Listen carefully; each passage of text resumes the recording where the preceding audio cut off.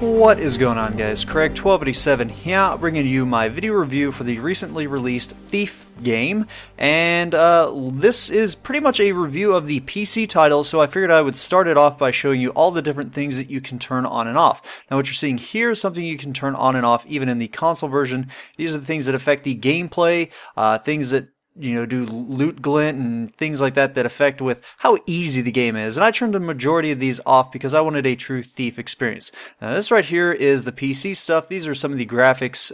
If you want, pause it and look at them individually. Let's go ahead and get moved on to the actual gameplay. Now, first thing you're going to notice is that the game is very pretty. It has a very pleasing aesthetic look to it. Here is an interior. The gold is a very key theme in a lot of the sections, but then you'll get to the dark alleyways, and they did a fantastic job with this game. You really do get a sense of the atmosphere. This place just seems like a miserable place, but it's very cool. Stalking these guards, these watchmen as you go through these alleyways, and you have the lightning striking, and just running through some of the other alleyways where there are no guards. You can just go really quick, and it just has a very appeasing sense to it. The atmosphere is very cool. It's very haunting. The fog effects are really great. And despite it being very cool and pleasant to look at, it definitely gives you a sense of, I don't ever want to live or visit this place. Moving into the plot and characters of this game, I don't want to say too much on the storyline or the plot. I don't want to spoil anything, but I will say that there is a good bit of ludonarrative dissonance in that your character at the very start straight up says this. It means I don't kill without thought or good reason, and I don't get paid for it. And despite saying that, because this is a video game and you have input on what happens as the events unfold, you can just straight up murder a lot of people for absolutely no reason, including innocent people. So that might bother you, it might not. It really didn't bother me. I just thought I'd point it out. As for the characters that you will meet in this game, most are fairly typical, not anything that stands out except for Basso, however it is pronounced. This guy was actually a pretty enjoyable fellow. He added a little bit of comedy in the game, not too much that it gets distracting from the darkness of the place, this environment that you are in, but he definitely added some moments that I enjoyed. I really enjoyed the conversations that he and Garrett, the main character, had amongst talking to each other, and this is just some of the stuff that you can kind of expect from some of their conversations. Belongs to a guy named Cornelius Greaves, one of those hoity-toity types who doesn't have any shit on his boots. Here you go. What's the catch? He's dead. So again, it's nothing that's too comical. It doesn't break the immersion, but it's some nice dark humor here and there. And now moving on to the gameplay, seeing as how this is a video game, this is the area that it needs to do well in order to truly succeed. Does it? Yes, it does. It actually does a pretty darn good job. You really get a sense of being a thief. The game does a great job of giving you a lot of methods of confusing people, distracting people. You can play through the entire game without killing anybody. Did I play the game like that? No, not really. That's not my play style. I just like to play in a way that seems natural. I try not to make it so that I'm perfect. There were a lot of times like this where I entered a room, I found guards that were sleeping, and I really just wanted to take them out, to kill them. And the game wouldn't let me do this in a lot of cases. And in here, it ended up being a negative. I'm doing some of the, what I thought was fairly simple lockpicking mechanics, but apparently messing up a lock makes a lot of noise, enough to wake up a sleeping guard. To which I was quite surprised by the combat that followed, and the combat is not one of the best aspects of the game, but is this a negative? Not really. You're a thief. You're not a warrior. You're not Arnold Schwarzenegger as some beast of a machine. You're not supposed to be that effective. So that's actually, it's It feels clunky, but again, it needs to be because you are a thief. You're not supposed to be able to just fight your way through this game. It should be something you struggle at. Now, throughout the streets, you'll find homeless vagrants, things like that, people that aren't going to bother you. And here, I thought that was the case. I thought this was just some random guy. It turns out he was not. This guy must have been part of the watch, and I kind of just stood right in front of him in bright light, and yeah, he saw me. So, I killed him. One of my biggest gripes with the game was when I was watching all the interviews and whatnot of the game before launching, the developers seemed to really push this sense of you approaching it how you wanted to approach it. Did you want to use, did you want to crawl through the sewers and things like that? Did you want to create your own routes using rope arrows? And there you saw, I tried to actually climb up over that part, but it just wouldn't let me. There you run into a lot of invisible walls. Then there's the ways that you can go that you think is a stealthy little route. Like here in this case, I'm climbing in this window. I figured I could avoid the guards down there in the alleyway and kind of just move my way through this house. Well, as it turns out, and this happens fairly often, you'll get into these sections where you think you're taking a shortcut or your own unique route. And really, this ended up just being a dead end. There was some stuff that I could loot in here. There was a desk with some little tiny bits here and there.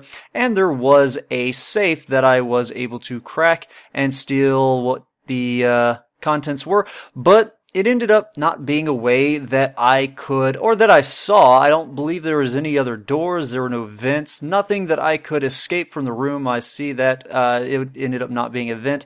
So I ended up just leaving. And oddly enough, I have to still break out of the building. I don't know why I had to still use my tool to escape this window. Apparently these are some very solid windows that they have in this universe. So what ended up happening is I just ended up waiting for the guards to go past. I saw them walking by, so I hopped down in the alley. The amount of customization in the routes is not as much as it might seem. And it doesn't really get all that better. Now, there are some highlights in the gameplay throughout this game. You'll see here, this is a section I'm hanging on a thing that's delivering corpses, and it was very intense because a guard ended up being right there. You didn't really see through the corridor, and the guard ended up being, I came very close to being spotted. There were some other moments where the whole light and dark not being spotted played a very intense role. Here you'll see this machine opens its door every now and then, but then it closes back, giving you just enough time, just enough darkness to scoot to all of these pieces of cover. And however subtle, however quick and brief the moment was, it was very cool, because I'm sure there actually were other ways of solving this. However, this was the approach that I took, and it felt cool. This moment right here, and it happens a couple other times throughout my gameplay experience, it was reminiscent of something out of Amnesia, the whole sense of being helpless. There were a lot of guards out there. I did not want to alert one of them, so I decided to take the cowardly route and let him pass by. It was very dynamic. This was not staged at all. This was just my approach to what had happened and what had resulted. There were also some moments in the game that spiced up the system a bit and added a little bit of the whole Infamous and Assassin's Creed mechanics of scaling buildings. It is not the most complicated of systems. It was very simple. Even without the prompts coming up on my screen because I turned them off in the game's settings, it was pretty straightforward as to how the mechanics would work, especially even on mouse and keyboard where there are dozens of keys that could possibly be input. There was really no challenge to this. I was never spotted while doing these moments. It changed up the pace, but nothing that stood out as amazing. Then there were also some puzzles that were introduced throughout the game. And again, there really is no challenge with these. You could probably take some time and figure out what the key to solving it was, but really you could just solve it through trial and error. Eventually here I noticed that the center of this image is going to be a circle. And I'm also just trying to figure out what the controls of this were. It was very weird. It took me a bit just to figure out how the controls of the puzzle worked. That was actually more challenging than solving the puzzle itself. So again, a lack of challenge, but still a nice change of pace.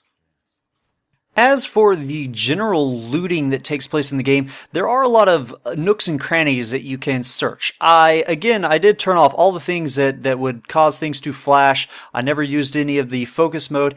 Here I'm trying to find a button behind a painting. It just takes a lot of experimenting and messing around. Having these features turned off that point these things out to me definitely added to the experience, and I felt more like an actual thief rather than I was playing a game that kind of played the game for me. None of this was really all that challenging when doing the lock picking. It was an incredibly simple system. I wish they made it a little more challenging, which is a common theme for this game. As for the very basic looting of just picking up things that are visible in the environment, this was kind of actually annoying. It was very tiring. I've sped it up. This was me just looting this store that I had snuck into, and it just takes a long time. Nothing is really of too much value. Did I pick it up anyways? Well, yes. I didn't go and loot everything throughout the entire level, but this was a jewelry store. I figured there would be some things of value, but it's all just small things that don't give you all that much this was the main thing that I was trying to get in this store, which was this mask, but overall the loot mechanics seem a little tiring. The reason you want to get some of the loot, or at least as much as you can, is this is your main base of operations. It's in a clock tower, and this is like your home base. And it starts out like this, where there's cobwebs, it's dark, you have no real items anywhere, and you'll see there I've already got one item there, and over time, after each mission, a lot of the unique things that you loot and things that are a little more special get added to this location, and you eventually get a lot more candles in here, you get some light, and it starts to look like your very own customized place of operations. You see there's a plaque that I stole. You'll eventually get a lot of the paintings that you steal, and that actually was a really cool aspect. I really enjoyed this part of the game. And another reason that you're going to want to make some money is the black market system. This is how you purchase ammo and things like that, as well as sell things that you've looted that you don't really need. This is the system as to how you will upgrade your tools, your weapons, and things of that sort. And then you have these trinkets, which are kind of like perks. They're passive things that as you get these, they kind of affect your gameplay as you have these things equipped. Now, I do encourage you to, I almost screw this up, but on the tools section, you're going to make sure that you pick up the wrench. That is how you're going to loot things like plaques and things like that and get into vent systems. You can't do that without that wrench. Now, the game is broken up into a mission system. It's not an open world like something like GTA or Skyrim is. You have every aspect of the game, the storyline is broken up into different missions. And at the end of each mission, you are presented with a mission complete message, and you are told how you did. It's not necessarily a grade. You're not provided an A, a B, a C, an S, and things like that. This is the screen that you're presented with. It tells you roughly how your playstyle was, whether you were a ghost, an opportunist, or a predator. On my very first mission, I ended up being a predator because I kind of killed 5 guys. I was detected 5 times. And I didn't really loot all that much, so my opportunist was okay. I got more than half. But again, my playstyle, I really wasn't trying to find every single thing. I didn't look in every single drawer. I didn't look in every single room. I didn't loot every single person that I found because that just draws it away from me. I want it to feel very natural when I do find loot. I don't want to just actively and just 24/7 pursue it. And so again, here you'll see the completed screen, and it tells you how much gold you find. And in this case, I actually ended up becoming an opportunist. I guess I did a little bit better as being a stealthy person, and not too many people found me, which means I didn't have to kill as many people. And I actually was able to find a lot more nooks and crannies that were available. So overall, I guess my closing comments would be, Yeah, all right. Well, you can't really talk about this game without at least mentioning the other recent title that was somewhat similar, and that would be Dishonored.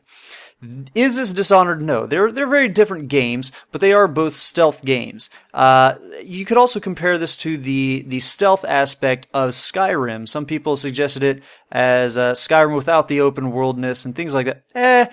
I can kind of see some of that, but really, this game, it is a thief game.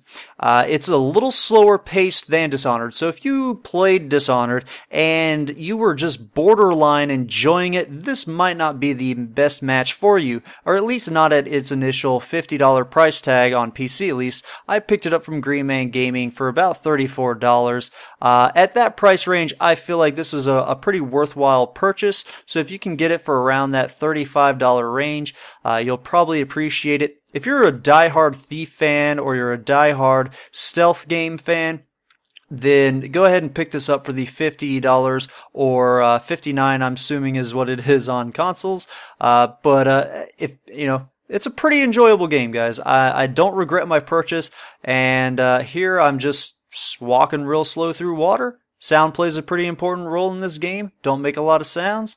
So I hope you guys have enjoyed this review. Pick this game up. It's very enjoyable. Have a good one.